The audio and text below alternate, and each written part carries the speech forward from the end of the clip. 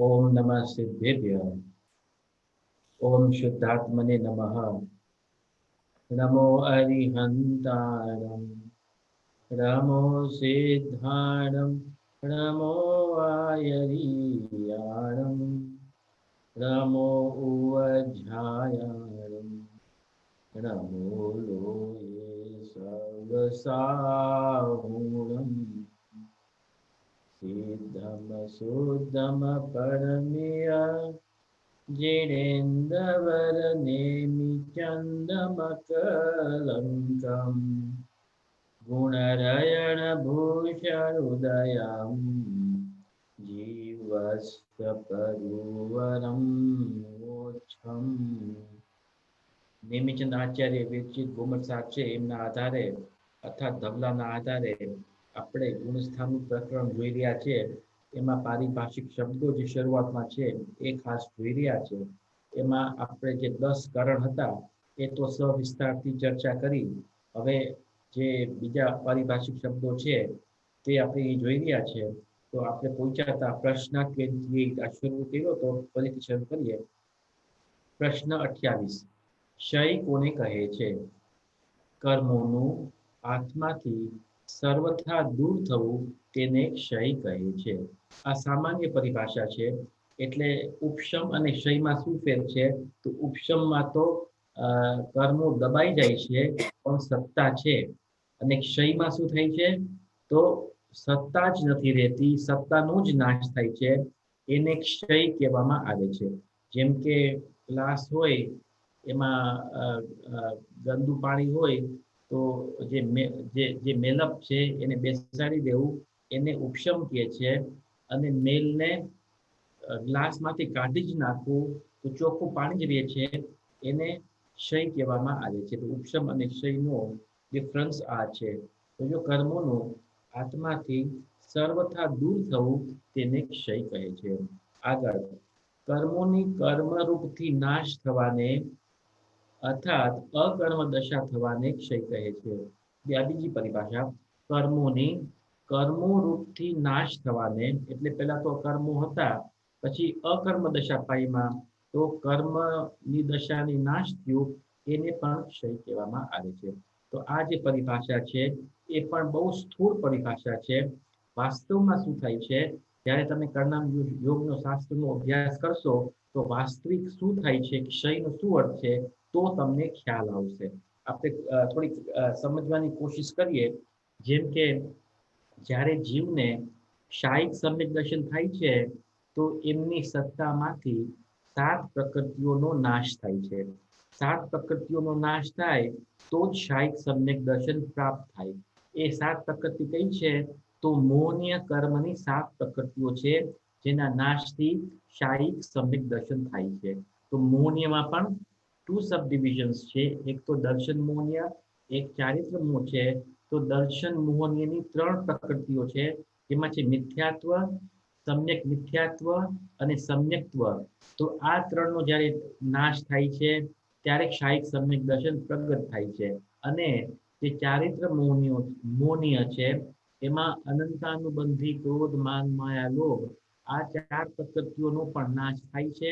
એટલે આ રીતે કુલ 7 પ્રકૃતિઓનો જ્યારે નાશ થાય છે ત્યારે જીવ શાયિક સમ્યક દર્શનને પામે છે. એટલે આનો અર્થ શું થયો કે જે અન્ય જે સમ્યક દ્રષ્ટિ જીવ છે, એટલે ઔપશમિક સમ્યક દ્રષ્ટિ છે, શાયૌપશમિક સમ્યક દ્રષ્ટિ છે, એમને આ કર્મોનો ઉદય તો નથી પણ સત્તામાં તો છે. શાયિક થાય છે તો આ 7 પ્રકૃતિઓ છે મૂળ સત્તામાંથી નાશ થઈ જાય છે, એને ક્ષય કહેવામાં આવે છે. તો અહીં ક્ષય કેવી રીતે થાય છે? તો આ ક્ષયનો પ્રોસેસ એવો છે કે ક્ષય એટલે કે ક્ષય એટલે નાશ થાય છે એમ નથી. હા બોલો. આપણે 7 પ્રકૃતિનો નાશ થાય છે તો સમ્યક્ત્વ કેમ ટકે છે? હે 7 પ્રકૃતિનો જો નાશ થાય છે તો સમ્યક પ્રકૃતિ તો ઉદયમાં રહે છે ને? નહીં, એનો નાશ થાય છે તો શાયિક થઈ જાય છે. એનો પર જ્યારે નાશ થાય ત્યારે શાયિક સમ્યક દર્શન પ્રગટ થાય છે. એનો જ્યારે ઉદય હોય ત્યારે ક્ષયોપશમ સમ્યક દર્શન હોય છે. પણ સમ્યક દ્રષ્ટિ ચોથે ગુણસ્થાન જો જેને સહાયક સંબંધ પ્રગટ થઈ જાય હા તો હજી સુધી જ્યાં સુધી પૂર્ણતા ના પામે ત્યાં સુધી સમ્યક્ત્વ તો રહે છે ને.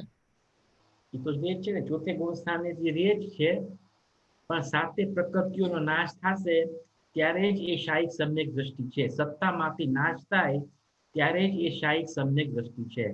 સમ્યક પ્રકૃતિનો ઉદય હશે તો એ જીવ સૂક્ષ્મ સમ્યક દ્રષ્ટિ છે. સૂક્ષ્મ સમ્યક દ્રષ્ટિ છે. ઓકે.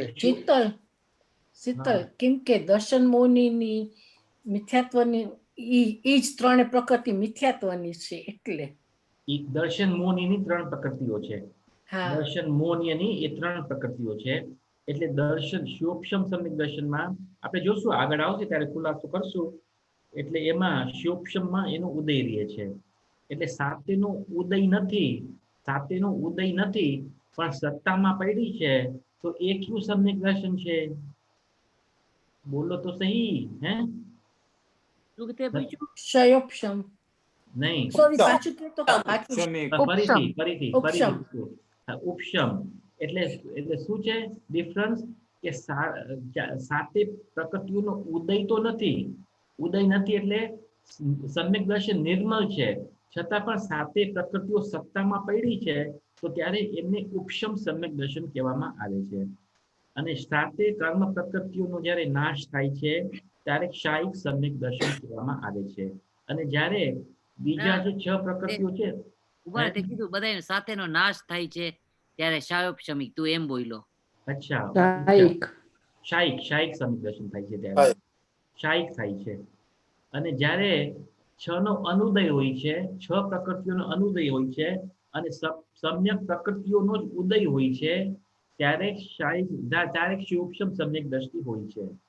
આ વાત ખ્યાલમાં આવી? એટલે હું શું સમજાવવા કોશિશ કરું છું કે ક્ષય કોને કહે છે? તો આ 7 પ્રકૃતિઓનો ક્ષય કેવી રીતે થાય છે? ક્ષય એટલે સત્તામાંથી નાશ થાય છે. આ સામાન્ય પરિભાષા છે. વાસ્તવિક રૂપે શું થાય છે? એ કર્મોનું શું થાય છે? તો એનું પણ કન્વર્ઝન થઈ જાય છે. જેમ કે અનંતાનુબંધી ક્રોધમાન માયા છે, એને સત્તામાંથી નાશ કરવો એનો અર્થ શું છે? તો એ અનંતાનુબંધી ક્રોધ માન માયા લોભ જેટલા પણ કર્મ પરમાણુ સત્તામાં છે એ બધા કન્વર્ટ થઈ જાય છે. અપ્રત્યાખ્યાન આવરણ, પ્રત્યાખ્યાન આવરણ અને સંજ્વલનમાં કન્વર્ટ થઈ જાય છે. તો એ અનંતાનુબંધી રહેતા નથી, ફરી કન્વર્ટ, એ કર્મ પરમાણુ કન્વર્ટ થઈ જાય છે, અન્ય પ્રકૃતિઓમાં કન્વર્ટ થઈ જાય છે. એ જ એનો નાશ છે, એ જ એનો ક્ષય છે. તો એ અનંતાનુબંધીનો ક્ષય થયો. ક્ષય થયો એટલે બધા અનંતાનુબંધી કન્વર્ટેડ થઈ ગયા. શેમાં કન્વર્ટ થઈ ગયા? તો સજાતીય ચારિત્ર મૌની જે અન્ય પ્રકૃતિઓ છે એમાં કન્વર્ટ થઈ ગયા. અપ્રત્યાખ્યાન આવરણ, પ્રત્યાખ્યાન આવરણ, સંજ્વલનમાં એમાં બધા કન્વર્ટ થઈ ગયા. એટલે સત્તામાં એકે અનંતાનુબંધી ન ગયું, એ જ એનો ક્ષય છે. તો એને ક્ષય કહેવામાં આવે છે શાસ્ત્રમાં.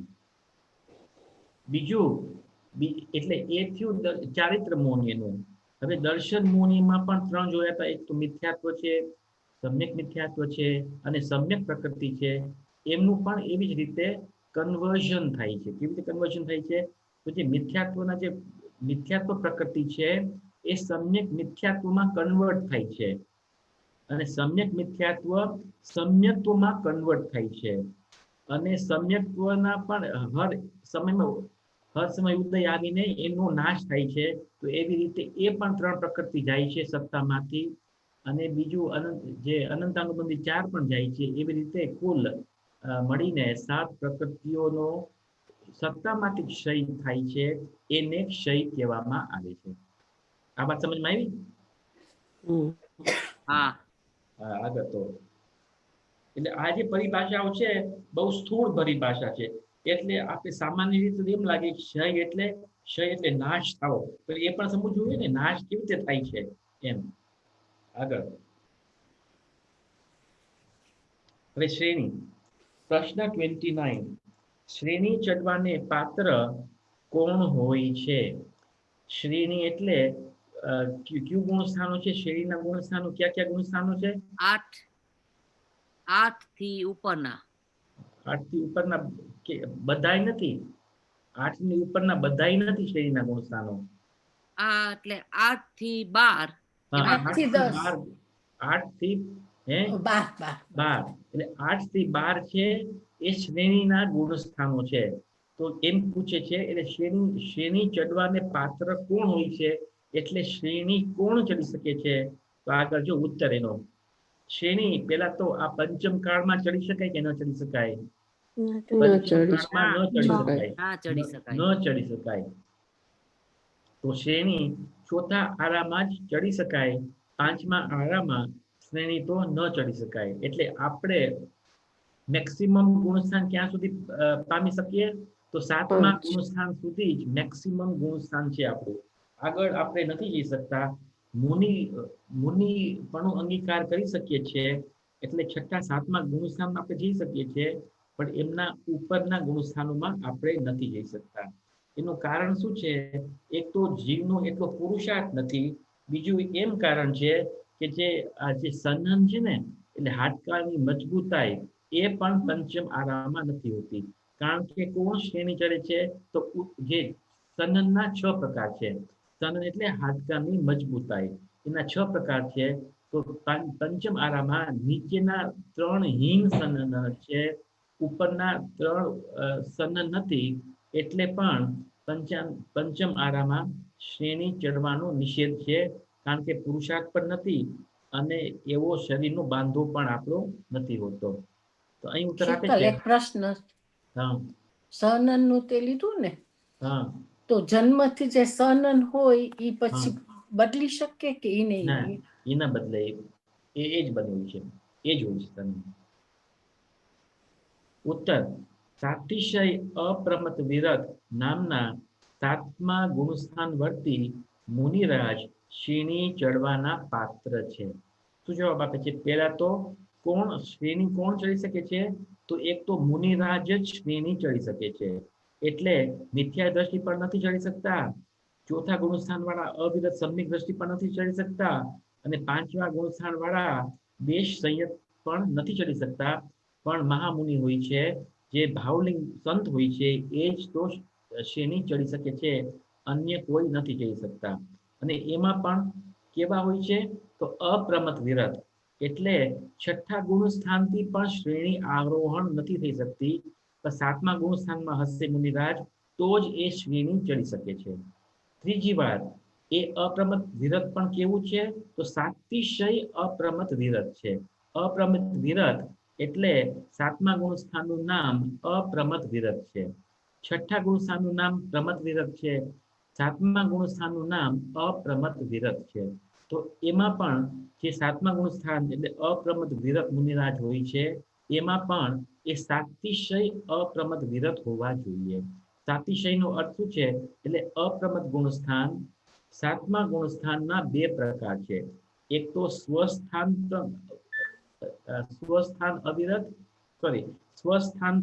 અપ્રમત અને સાતિશય અપ્રમત. સ્વસ્થાન અપ્રમત કોને કહીએ? તો જે રેગ્યુલર 6થા 7મા ગુણસ્થાનમાં ઝૂલે છે, 7માંથી નીચે આવે છે અને પછી પાછા 7મામાં જાય છે, પણ એટલો એમનો પુરુષાર્થ નથી પડતો કે 7મામાંથી એ 8મામાં જઈ શકે. 7મામાંથી પાછા એ નીચે આવી જાય છે, રેગ્યુલર 6થા 7મા ગુણસ્થાનમાં ઝૂલે છે, એને સ્વસ્થાન અપ્રમત કહેવામાં આવે છે. એટલે એ મુનિરાજ ગુણસ્થાન ચડવાને અયોગ્ય છે, એમનો એટલો પુરુષાર્થ જાગતો નથી. સ્વસ્થાન અપ્રમત વિરત મુનિરાજનો એટલો પુરુષાર્થ જાગતો નથી. તો કોણ મુનિરાજ જઈ શકે છે શ્રેણીમાં? તો સાતિશય અપ્રમત, એટલે જેની વિતરાગતા વધી ગઈ છે એવા મુનિરાજ 7મામાંથી પાછા 6ઠામાં નથી આવતા, પણ 7મામાંથી ઉપરના ગુણસ્થાનમાં પ્રવેશ કરે છે, એને સાતિશય અપ્રમત વિરત ગુણસ્થાન કહેવામાં આવે છે. આ વાત સમજમાં આવી?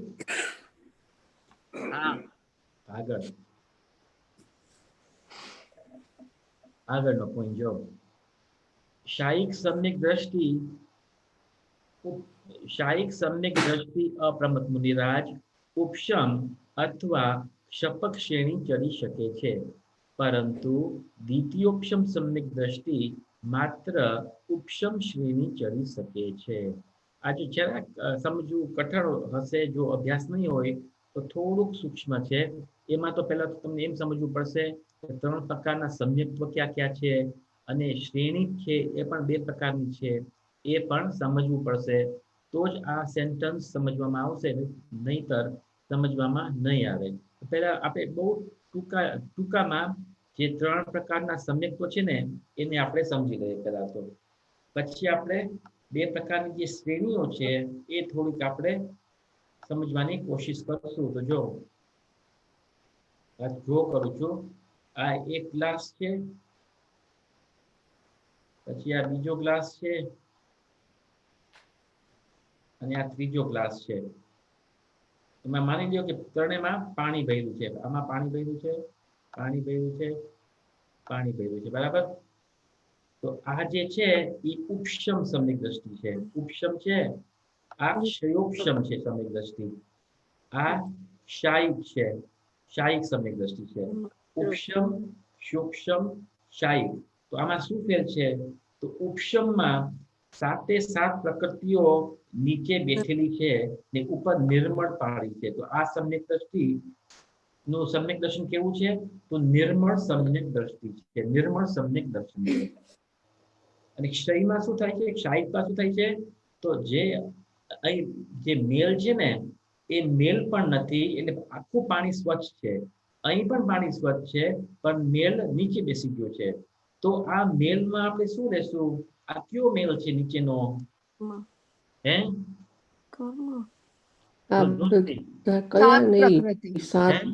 મિથ્યાત્વ 3 પ્રકૃતિ, આ 7 પ્રકૃતિ. 7 પ્રકૃતિઓનો મેલ છે. એટલે 7 પ્રકૃતિઓનો મેલ નીચે બેઠો છે, એને ઉપશમ સમ્યક દર્શન કહેવામાં આવે છે. અને મેલ જ તમે 7 પ્રકૃતિઓનો મેલ જ બહાર કાઢી નાખો એટલે નીચે પણ નથી બેઠો, આખું પાણી નિર્મળ જ છે, એને શાયિક સમ્યક દર્શન કહેવામાં આવે છે. બરાબર? આટલી સમજમાં આવી? ક્ષયોપશમમાં શું થાય છે કે અન્ય 6 પ્રકૃતિઓ તો નીચે બેઠેલા છે. હું થોડી રીતે કહું છું, અન્ય 6 પ્રકૃતિઓ તો નીચે બેઠેલા છે, પણ અહીંયા જે થોડીક મલાશ મળ છે, થોડુંક જ મળ છે, એ સમ્યક પ્રકૃતિનું મળ છે. છ નીચે 6 પ્રકૃતિઓ બેસી ગયા છે, અને ઉપર પાણી થોડુંક મલિન છે, સમ્યક પ્રકૃતિને કારણે એનો ઉદય છે, એટલે થોડુંક મલિન છે. તો અહીં ઉપશમમાં કેટલા પ્રકૃતિઓનો ઉદય છે? 1 ઉપશમમાં એકે પ્રકૃતિ નથી ને ઉદય. હા, ઉપશમમાં 7 નીચે દબાઈ ગયા છે, બેસી ગયા છે, એટલે ઉપશમમાં 7 માંથી એકે પ્રકૃતિઓનો ઉદય નથી. બરાબર? શાયિકમાં કેટલી 7 માંથી કેટલીમાં ઉદય છે? એકે નહીં. એકે નથી. અને આ ક્ષયોપશમમાં કઈ એક? સમ્યક પ્રકૃતિ. સમ્યક પ્રકૃતિનો ઉદય છે, એટલે થોડીક મેલાશ છે યાર. બરાબર? એટલે જો આ ઉપશમ સમ્યક દર્શન પણ પ્યોર છે. તમને પ્યોર પાણી પીવું હોય તો અહીં પણ પ્યોર પાણી તમને મળશે, અને શાયિકમાં પણ તમને પ્યોર પાણી મળશે. બરાબર? પણ એ પ્યોર પાણી ક્ષયોપશમમાં તમને નહીં મળે. આમાં સમજમાં આવી? કારણ કે અહીં સમ્યક પ્રકૃતિનો ઉદય છે, જેને કારણે થોડોક દોષ છે, જેને શાસ્ત્રમાં ચલમલ અગાઢ દોષ કહેવામાં આવે છે. આગળ જોશું ચલમલ અગાઢ દોષ કોને કહે છે. સમ્યક પ્રકૃતિના કારણે થોડોક એનો ઉદય છે, એટલે થોડોક પાણી મલિન છે, એટલે આ 6 માંથી સૌથી નિર્મળ સમ્યક દર્શન કયું છે? શાયિક. પછી નંબર 2 પર નિર્મળ કયું છે? ઉપશમ. સૌથી હીન નિર્મળ કયું છે? ક્ષયોપશમ સૌથી હીન નિર્મળ છે. આટલી વાત સમજમાં આવી કે ના આવી? આગળ તો આપણે ચેતલભાઈ, રશ્મિન, બોલો. મારે પૂછવું હતું તમને કે યુ સેડ કે 7 ટાઈપના કર્મનું ઓલું આવે છે, તો કયો કર્મ જે બાકી રહી ગયો છે? 8 ટાઈપ દ્રવ્ય કર્મ હોય છે ને? ના, આ તો પ્રશ્ન શું છે? પાછું બોલો. You mentioned કે there are 7 types of karma. પ્રકૃતિ છે. 8મો કર્મ જે બાકી રહ્યો છે એ કયો છે? ના, ટોટલ 8 કર્મ છે, મૂળ પ્રકૃતિ 8 છે, બરાબર? બરાબર. એમાં એક દર્શન મોહનીય છે, બરાબર? ઓકે. એ દર્શન મોહનીય સબ ડિવિઝન્સ છે. આ પેલા તો દર્શન મોહનીયના 2 સબ ડિવિઝન્સ થાય છે. એક તો દર્શન મોહનીય, બીજો ચારિત્ર મોહનીય. એટલે મૂળ પ્રકૃતિ છે મોહનીય. ઓકે. એટલે 8 માંથી મૂળ પ્રકૃતિ છે મોહનીય. એમના 2 સબ ડિવિઝન્સ છે, દર્શન મોહનીય અને ચારિત્ર મોહનીયનો, બરાબર? તો બરાબર. દર્શન મોહનીયની પણ બીજી 3 સબ ડિવિઝન્સ છે, મિથ્યાત્વ, સમ્યક મિથ્યાત્વ અને સમ્યક્ત્વ. અને ચારિત્ર મોહનીયની સબ ડિવિઝન્સ છે, અનંતાનુબંધી, ક્રોધ, માન, માયા, લોભ. ઓકે. તો એવી જ રીતે મોહનીયના 7 સબ ડિવિઝન્સ છે. એ સબ ડિવિઝન્સની અહીં વાત થઈ છે. એ 7 સબ ડિવિઝન્સ નીચે બેસી જાય એને ઉપશમ સમ્યક દર્શન કહે છે. એનો જ ક્ષય થઈ જાય તો ક્ષાયિક સમ્યક દર્શન કહે છે. અને માત્ર સમ્યક પ્રકૃતિનો ઉદય રહે એટલે થોડીક મલિનતા હોય એને ક્ષયોક્ષમ સમ્યક દર્શન કહેવામાં આવે છે. Okay, thank you. બોલો. ક્ષયોક્ષમિક સમ્યક દર્શનમાં કઈ પ્રકૃતિનો ઓલો ઉદય કર્મ હજી બાકી છે?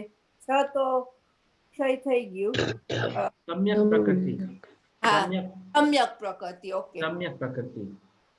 તો શીતલ, આમાં ત્રણેયને આનંદની ક્વોલિટી સેમ છે કે ક્ષયોક્ષમિકમાં ફેર છે? તો વિચારો તમે ત્રણેક ગ્લાસમાં તમને પાણી પીવું હોય તો તમને કયો ગ્લાસ ચૂઝ કરશો? આનંદ સરખો, ક્વોલિટી ઓફ ધ આનંદ. એમ નહીં. હા, હું તમને સામો પ્રશ્ન કરું છું. તમારી પાસે આવા 3 ગ્લાસ છે તો તમે કયો ગ્લાસમાંથી પાણી પીશો? ચાઈકમાંથી. હા, તો ઈ સૌથી પ્યોર છે, એમાં આનંદ સૌથી વધારે છે, બરાબર? અને સપોઝ શાયિક ન હોય તો ઉપશમ અને ક્ષયોપશમમાં ચૂઝ કરવું પડે તો તમે કયું ચૂઝ કરશો? હે? ઉપશમ. ઉપશમ. તો ઈ પ્યોર નંબર 2 થયો. ક્ષયોપશમ સૌથી ઓછો પ્યોરિટી છે. છતાં પણ તમે ડેઝર્ટમાં હોય ને તમને આવું ગ્લાસ નંબર 2 નો પાણી પીવું હોય તો તમે પીશો કે નહીં પીઓ? પીશું. હા તો બોલો. હા, નહીં તો શું થશે? મરી જશો.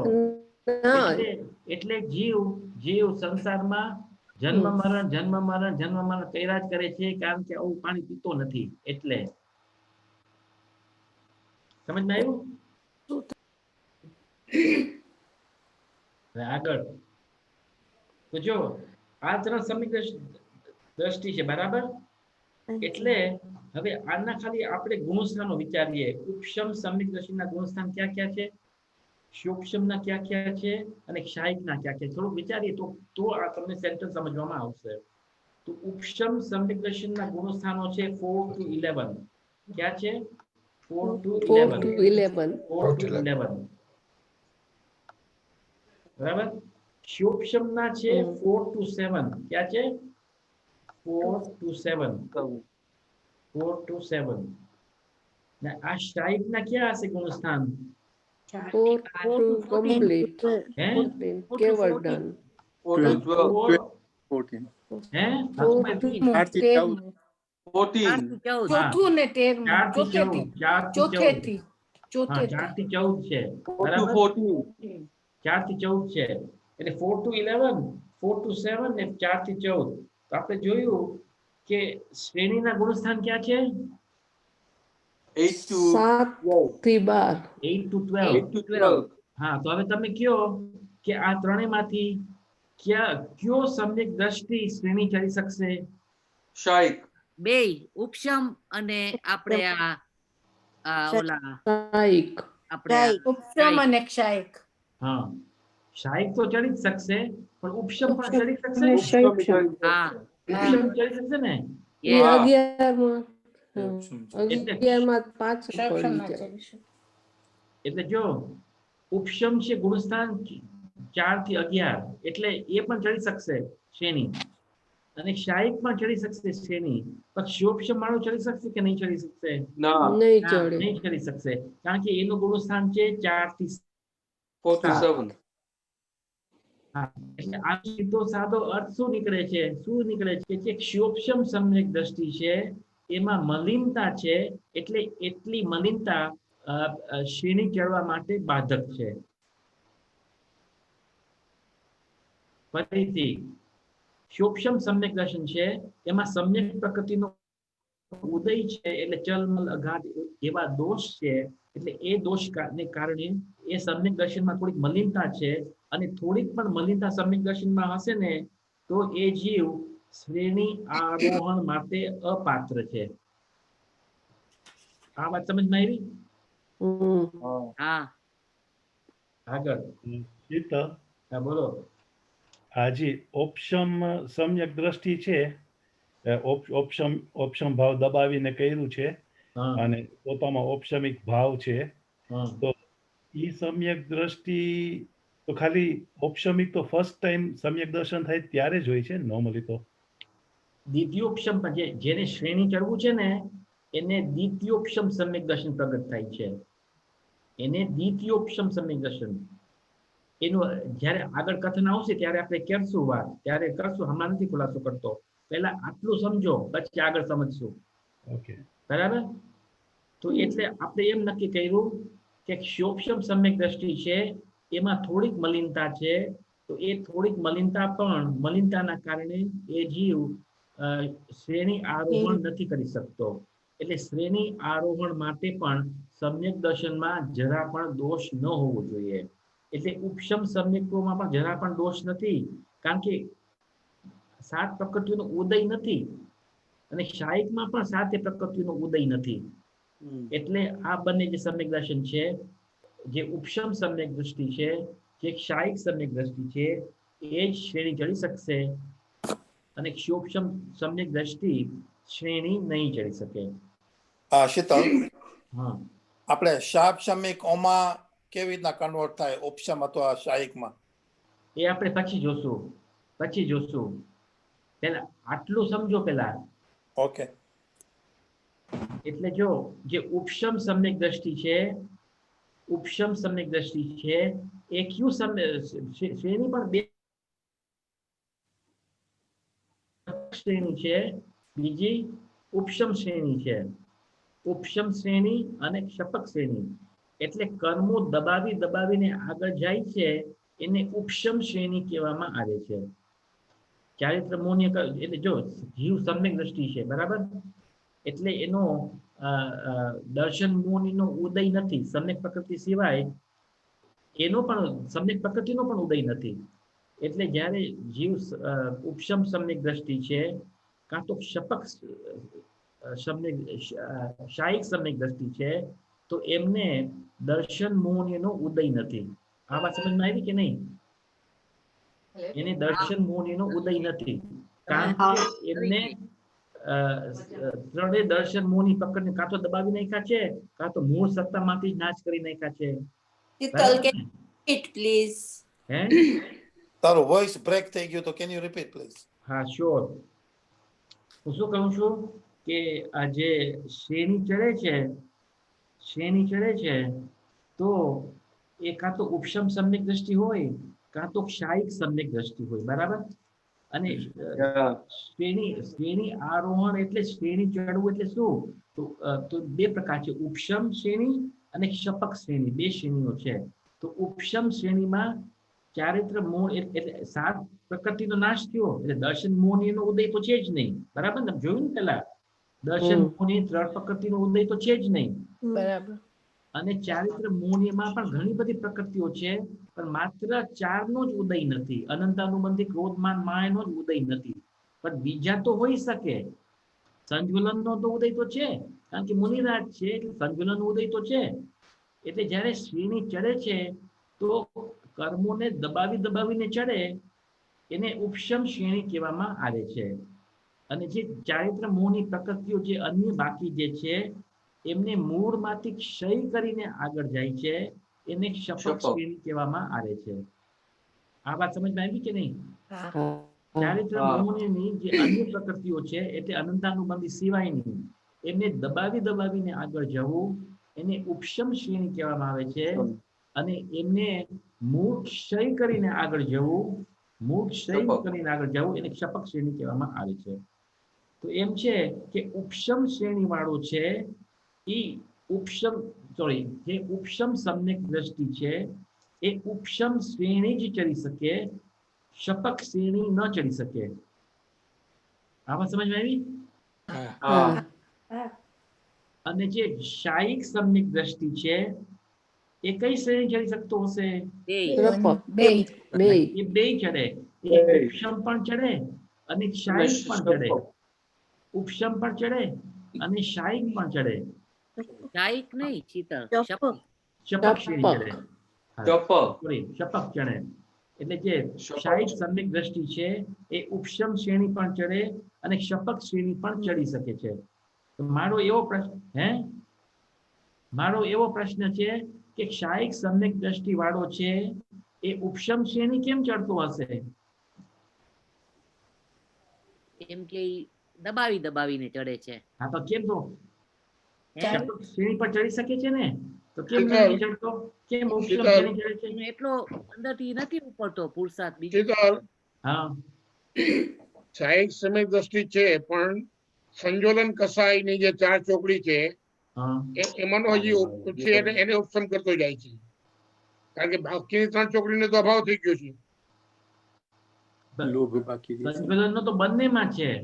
હા, પણ બંનેમાં છે, એટલે ઉપશમ ચડવાનું કારણ જ પોસિબિલિટી એટલા માટે રહે છે ને, એટલે એને હજી સંજોલન કસાય ક્ષપક શ્રેણીમાં તો બધા જે છે આપણે સંજોલન કસાયના જેટલા પણ જે છે 4 એને તો ક્ષય કરતો ઉપર ચડે છે.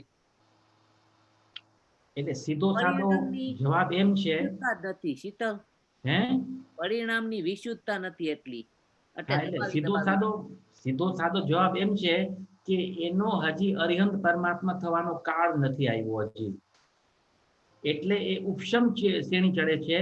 અને એમ પણ બની શકે કે એ ઉપશમ શ્રેણી ચડ્યો પાછો નીચે આવી જાય છે, ચોથા ગુરુ સ્થાન સુધી પણ આવી શકે. એટલે ક્યાં સુધી ચડ્યો? એ 11મા ગુરુ સ્થાન સુધી ચડ્યો, પછી પાછો નીચે પડ્યો તો ચોથામાં પણ આવી શકે છે પાછો. એવી રીતે થઈ શકે છે. અને પછી પાછું પુરુષાર્થ કરી પછી પાછું સપોઝ આયુષ્ય થઈ ગયું પછી દેવગતિમાં પણ ચાલ્યો જાય, એવું પણ બની શકે છે. એટલે એનો હજી સંસાર સિદ્ધ અવસ્થાનો હજી કાળ પાક્યો નથી હજી, એવું પણ બની શકે છે. એટલે એ ઉપશમ શ્રેણી પણ ચડી શકે છે અને પછી ભવિષ્યમાં ક્ષપક શ્રેણી ચડશે, એમ પણ બની શકે છે. એટલે એમનો હજી 13મા ગુણસ્થાન આવવાનો, ભગવાન થવાનો કાળ હજી નથી પાક્યો, એટલે ઉપશમ શ્રેણી ચડે છે, પછી પાછો નીચે પડે છે ત્યાંથી. ને શીતલ, આપણે જે સપક શ્રેણી જે ચડે છે એ અરિયન દશાને પહોંચે જ છે, બરાબર ને છેલ્લે? હા, બરાબર છે.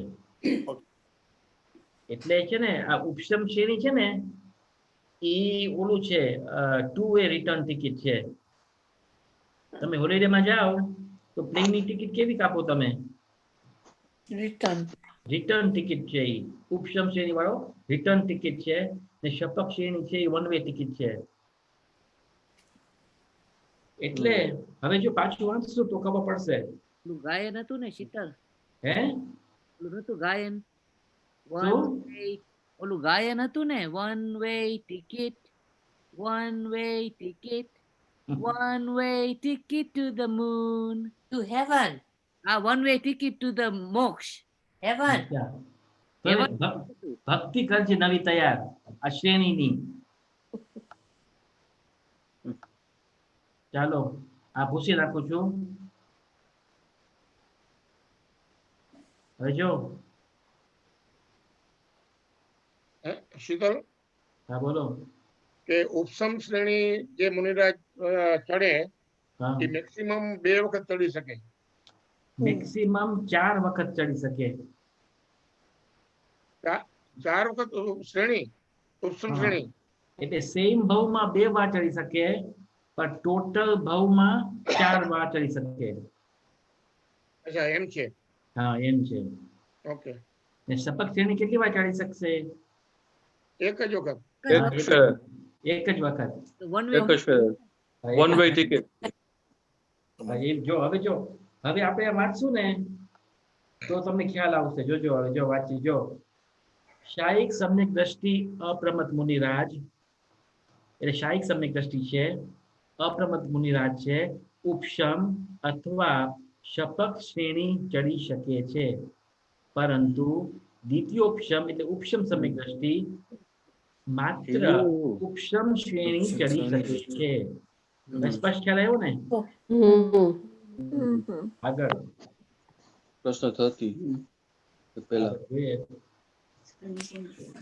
શ્રેણી કોને કહે છે? તો ચારિત્ર મૌન્યની અનંતાનુબંધી ચતુષ્કર વિના શેષ 21 પ્રકૃતિઓના ઉપશમ અથવા ક્ષયમાં નિમિત્ત થવા વાળા જીવના શુદ્ધ ભાવો અર્થાત વૃદ્ધિંગત વિતરાગ પરિણામોને શ્રેણી કહે છે. શ્રેણીની પરિભાષા ફરીથી આપણે લઈએ. શ્રેણી કોને કહે છે? તો શ્રેણીમાં કયા કર્મની મુખ્યતાથી શ્રેણી ચડી શકાય છે? કયા કર્મોને નાદીને કાં તો ક્ષય કરીને આગળ જાય છે જીવ? ચારિત્ર. હા, ચારિત્ર એટલે આવ્યું જો ચારિત્ર મોહનીય અનંતાનુબંધી ચતુષ્કય વિના, એટલે અનંતાનુબંધી ચતુષ્કય એટલે શું? એટલે અનંતાનુબંધી ક્રોધ માન માયા લોભ વિના શેષ 21 પ્રકૃતિઓના, આ શેષ 21 પ્રકૃતિઓ કઈ છે એની પરિભાષા આગળ આવશે. ત્યારે આપણે જોશું કે જે આ ચારિત્ર મૌન્ય છે એમની કુલ 25 પ્રકૃતિઓ હોય છે. 25 પ્રકૃતિઓ હોય છે. એમાં અનંતાનુબંધી 4 વિના, એટલે બાકી કેટલી રહી? 21 રહી. 21. તો એ 21 પ્રકૃતિઓના ઉપશમ અથવા ક્ષયમાં નિમિત્ત થવા વાળા, એટલે એ 21 પ્રકૃતિઓને ઉપશમ દબાવીને આગળ જાય છે. એ ઉપશમ શ્રેણી છે અને એનો મૂળ સત્તામાંથી નાશ કરીને આગળ જાય છે. એ સપક શ્રેણી કહેવામાં આવે છે. તો 21 પ્રકૃતિઓના ઉપશમ અથવા ક્ષયમાં નિમિત્ત થવા વાળા જીવના શુદ્ધ ભાવો, એટલે જીવના શુદ્ધ ભાવ છે એમના નિમિત્તથી શ્રેણી ચડાય છે. એમ કે જીવના શુદ્ધ ભાવો અર્થાત વૃદ્ધિંગત વિતરાગ પરિણામોને શ્રેણી કહે છે. વૃદ્ધિંગત વિતરાગ પરિણામ એટલે જીવના પરિણામ કેવા છે? વિતરાગ તો છે ત્યારે, પણ કેવા છે? વૃદ્ધિ પામે. વૃદ્ધિંગત વિતરાગ. એનો અર્થ શું છે? એટલે એમની જે વિતરાગતા છે એ હર સમય અનંત ગુણી વધે છે. એને વૃદ્ધિંગત વિતરાગ પરિણામ કહેવામાં આવે છે. એ માની લ્યો અનંત એટલે 100, અનંત એટલે 100, તો ફર્સ્ટ સમયમાં છે 1, પછી અનંત ગુણી વધે છે એટલે ટાઈમ્સ 100, તો કેટલા થયા? 100 થયા. પછી બીજા સમયમાં અગેન ટાઈમ્સ 100 એટલે 100 ટાઈમ્સ 100, કેટલા થયા? 10,000, એટલે ટાઈમ્સ 100 પાછા કરો એવી રીતે. તો એને વૃદ્ધિંગત વિતરાગ પરિણામ કહેવામાં આવે છે. તો જીવના આમ પરિણામ છે અને સામે કર્મોની શું સ્થિતિ છે? એ કાં તો દબાઈ છે ચારિત્ર મૌનીનું, કાં તો ક્ષય થાય છે.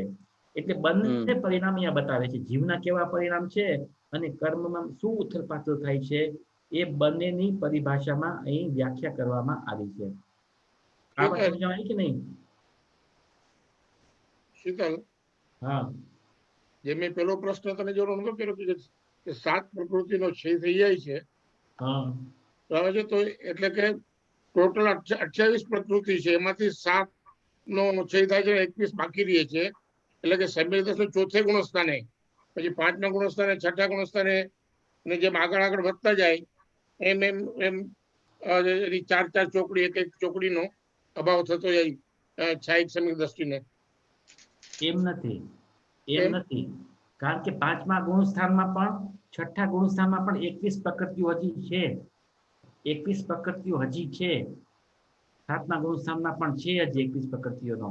આપણે છાયિક સમ્યક દ્રષ્ટિની વાત કરીએ છીએ. હા, પણ શાયિક સમ્યક દ્રષ્ટિ પણ 5મા ગુણસ્થાનમાં હશે ને તો એની પણ 21 પ્રકૃતિઓ છે. આ 21 પ્રકૃતિઓ શ્રેણીમાં જ નાશ થાય છે, આનો પેલા નહીં. અચ્છા. હા,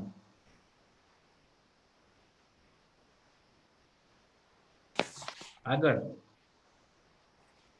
શ્રેણીના કેટલા ભેદ છે? આ તો હવે જોઈ લીધું. આ જો શ્રેણીના કેટલા ભેદ છે, તો ઉત્તર શ્રેણીના 2 ભેદ છે, ઉપસમ શ્રેણી અને શપક શ્રેણી. બરાબર. આગળ 32 શ્રેણી ચડવાનો શું અભિપ્રાય છે?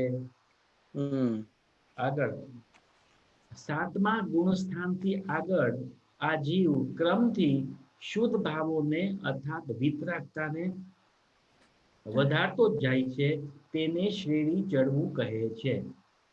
શ્રેણી ચડવું કોને કહે છે? તો બે અપેક્ષાથી જોવાય. જીવ તરફથી પણ જોવાય અને કર્મ તરફથી પણ જોવાય. તો જીવમાં શું થાય છે? તો હર સમય વિતરાગ વધતી જ જાય છે, વિતરાગતા વધતી જ જાય છે, એને શ્રેણી કહેવામાં આવે છે. અને કર્મમાં શું થાય છે? કાં તો ચારિત્ર મોહની જે 21 પ્રકૃતિઓ છે એમનું ઉપશમ થાય છે, કાં તો ક્ષય થાય છે, એમ થાય છે. તો એને શ્રેણી કહેવામાં આવે છે. આગળ 7મા ગુણસ્થાનથી આગળ વૃદ્ધિંગત વિતરાગ પરિણામોની 2 શ્રેણીઓ છે, ઉપશમ શ્રેણી, શપક શ્રેણી. પ્રત્યેક શ્રેણીમાં 4 ગુણસ્થાન છે. કેટલા છે? 4 એટલે ઉપશમ શ્રેણીના પણ 4 ગુણસ્થાન છે અને શપક શ્રેણીના પણ 4 ગુણસ્થાન છે. તો બંને મળીને કેટલા ગુણસ્થાન છે? 8. ફરીથી સાંભળો. ઉપશમ શ્રેણીના 4 ગુણસ્થાન છે, શપક શ્રેણીના પણ 4 ગુણસ્થાન છે. તો બંને તમે એડ કરો તો કેટલા ગુણસ્થાન છે? બોલો. 5. 5 5 ગુણસ્થાન છે. No, 4 જ. 5 જો ઉપશમ શ્રેણીના આપણે જોયું હતું, શ્રેણીનો ગુણસ્થાન ક્યાં છે? તો 8, 9, 10, 11, 12. તો કેટલા થયા? 5 ગુણસ્થાન થયા. 5 થયા ને શ્રેણીના ગુણસ્થાન. તો ઉપશમના 4 છે, શપકના 4 છે. એટલે આ જ કે છે જૈનનું અલૌકિક મેથ્સ, જૈનનું અલૌકિક ગણિત. 8 4 + 4 = 5. આ તમને ગમે કોઈ પણ દર્શનમાં નહીં જોવા મળે, એક માત્ર જૈન દર્શનમાં જોવામાં મળશે. 4 × 4 = 5. ના 4 + 4 4 + 4 4 + 4 = 5. અલૌકિક ગણિત છે, અલૌકિક. જો તમે જો કર્ણાનો યોગ શાસ્ત્રો સાંભળશો ને તો એમાં પણ એવું છે. તમે જો અસંખ્યાત ટાઈમ્સ અસંખ્યાત શું થશે? અસંખ્યાત. જેમ કે 4 / 4 = 1. અસંખ્યાત / અસંખ્યાત એનો આન્સર શું હોવો જોઈએ? એ પણ અસંખ્યાત જ આવશે. બીજું જો સાંભળો, અસંખ્યાત ટાઈમ્સ અસંખ્યાત = what? અસંખ્યાત. એવું અલૌકિક જૈન ગણિત છે. 12મા યુગમાં Repeat karne please, Shitala. શું રિપીટ કરું? 4 + 4. હા જો ઉપશમ શ્રેણીના ગુણસ્થાન 4 છે, બરાબર. શપક શ્રેણીના ગુણસ્થાન 4 છે, બરાબર. તો ઉપશમ શ્રેણીના ગુણસ્થાન છે, તમે ગણજો. ઉપશમ શ્રેણીના ગુણસ્થાન છે 8, 9, 10 અને 11, બરાબર. અને શપક શ્રેણીના ગુણસ્થાન છે 8, 9, 10 અને 12, બરાબર. તો કેટલા ગુણસ્થાન થયા? એમાં 3 ગુણસ્થાન કોમન છે બેયમાં. હા, 3 ગુણસ્થાન કોમન છે. તો ઉપશમ શ્રેણીના છે 8, 9. પછી આપણે જેમ નીચે જશું ને એમાં આવશે ખુલાસા. તો ઉપશમ શ્રેણીના છે 8, 9, 10 અને 11. શપકના છે 8, 9, 10 અને 12. 5 ગુણસ્થાન થાય છે. આવ્યું સમજમાં પ્રીતિ? ના. જો ઉપશમ શ્રેણીના ગુણસ્થાન લખતું છે પેન? હા, લખું છું. આજે ઉપશમના છે 8, 9, 10 અને 11, બરાબર. યસ. ને શપકના છે 8, 9, 10 અને 12. કરેક્ટ. તો હવે કેટલા થયા? સંખ્યા કેટલી થઈ? 5. 5. 8, 9, 10 are the same. હા. 11 and 12. એટલે શીતલ 8 - 3 કોમન. 8 - 3 કોમન = 5. પ્રીતિ સમજ પડી? 8, 9, 10 and 11 are common. ના 8, 9, એ 10 11 is not common. હા પછી તો પછી 11 ને 12 છે ને હા 8, 9, 10, 11, 12. કેટલા થયા ટોટલ 5 થઈ ગયા ને 11 છે ને એકમાં 12 છે. Oh I see okay okay If you add them together, it's 5. હા. ઓ સો ઓકે ઓકે હા તો હવે ગણજો તમે રાતના સુતા સુતા ગણજો 4 + 4 = 5 5 હા એમ ને શીતળા 10 માંથી 12 માં જમ્પ કરે છે એનું શું છે? પછી કરશું એ આગળ પેલા આટલું તો શીખો હે અહીંયા પૂરું કરીએ પૂર્ણાવતી કરીએ એક મિનિટ, હું જરાક લેટ આવી હતી ને તો મને ખાલી ક્ષય મારું મિસ થઈ ગયું છે. આ ક્ષય કોને કહે છે? તો મને ખાલી તમારું સહી થઈ ગયું લેટ આવી એટલે મારો ક્ષય થઈ ગયો. શું છે પ્રશ્ન સોરી પ્રશ્ન શું છે એટલે આપણે સમજાયું તમે ક્ષય કોને કહે છે? તો કર્મનું આત્માથી સર્વથા દૂર થવું તેને ક્ષય કહે છે. એટલે આપણા એટલે એનું તો લાઈક 15-20 મિનિટ થયેલું હતું. આ સ્થૂળ પરિભાષા છે, સ્થૂળ બહુ પરિભાષા છે.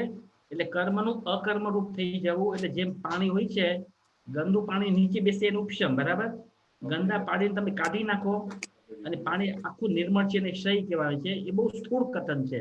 તો ખરેખર ક્ષય તમે કર્મયોગનું શાસ્ત્ર માનશો તો ખરેખર ક્ષયનો શું અર્થ છે કે જેમ કે અનંતાનુબંધી ક્રોધમાન માયા છે એ અન્યમાં કન્વર્ટ થઈ જાય છે. તો સત્તામાં ચાર્જ રહેતા જ નથી એને ક્ષય કહે છે.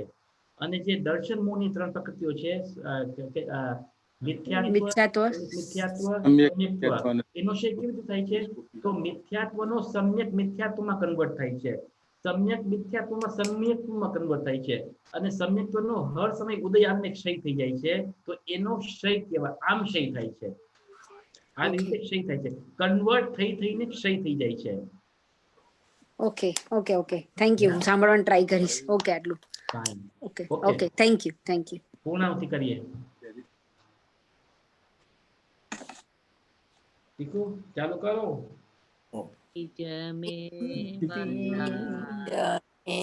નિજ નિધિ બતાઈ ઉપકાર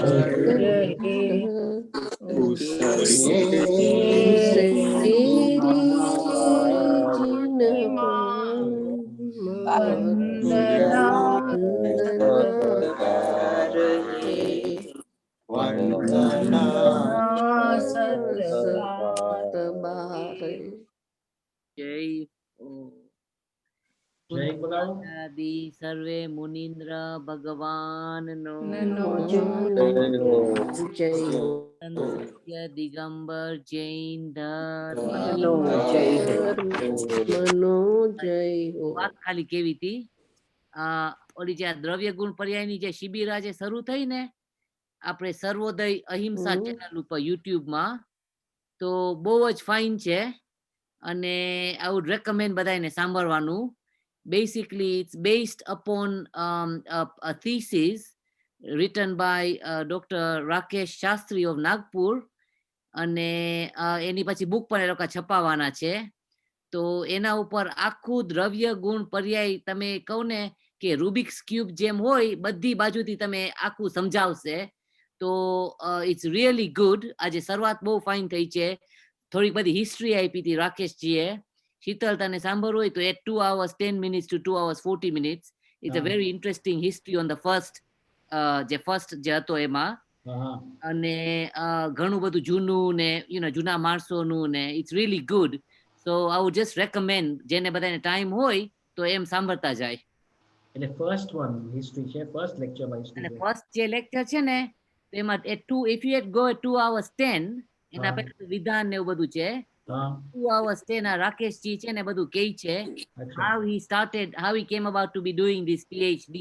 But from the age when he was 19-20 વર્ષના હતા ત્યારથી જે શિબિર ચાલતી હતી જયપુરમાં તમે ઉભા થઈને એને પ્રશ્ન પૂછ્યો ત્યારે ત્યાં લાલચંદભાઈ બાબુજી યુગલજી ડોક્ટર ભારીલજી એ લોકો બધા દ્રષ્ટિના વિષય ઉપર લેક્ચર આપતા હતા અને આને દ્રવ્ય ગુણ પર્યાય એને સમજ નહોતી આવતી કે કેવી રીતના પર્યાય બધા દ્રષ્ટિના વિષયમાં કે પર્યાય છે જ નહીં. તો it's a very interesting listen હા હા ઓકે રાકેશ શાસ્ત્રી નાગપુરમાં. Nagpur. Nagpur. He is the one that did the Samesani Tika no ને છે ને, fourth court. આ થીસીસ આના ઉપર કરી પણ હજી પબ્લિશ ના થઈ ફોર વોટ એવર રીઝન, પણ હવે એની બહાર પાડવાના છે. Yeah. ઓકે ચાલો જય જિનેન્દ્ર બધાને. જય જિનેન્દ્ર. આજે કુનકુન મુનિનું Padvadi. જીવન છે. આચાર્ય પદવી દિન. Padvadi. હા. My fault. અને કુનકુન મુનિ કેવા